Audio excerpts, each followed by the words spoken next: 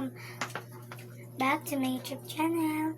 So it's me, G. Amotia from Tanang Buhay. So ngayon is, nandito muna ako sa Cebu City and meron pa talagang bagyo dito.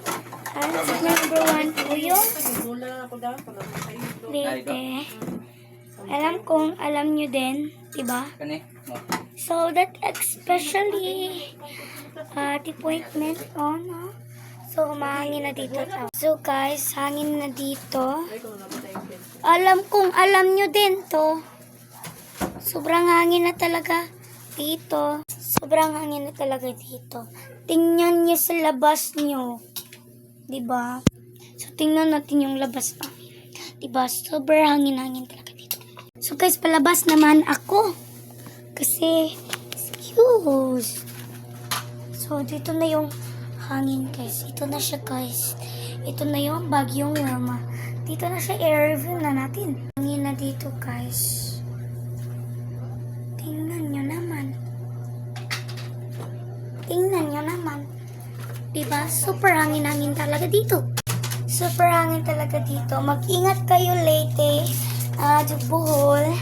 Taga Cebu dyan, taga Bugo, at stay safe lang kayo para hindi kayo bakas. So, stay safe lang para maging safe na lang kayo kung kami is safe.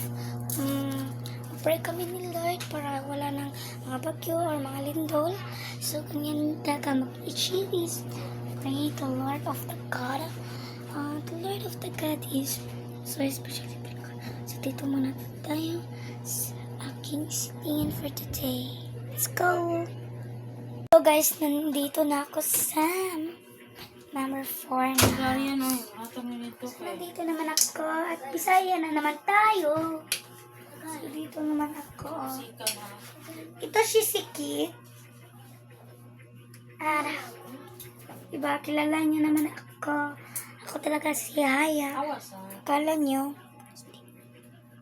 Ocean Ice tayo. Joke lang, hindi po ako. I'm 8 years old pa talaga. Hindi pa ako dalaga. Diba?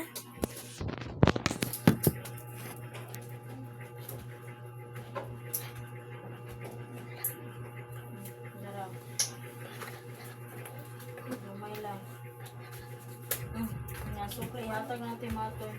O, kung pila yung giulma ng sukli, hatag natin mato. Ingas grabe. Nasalamat, Bye, ha? guys. See you. Good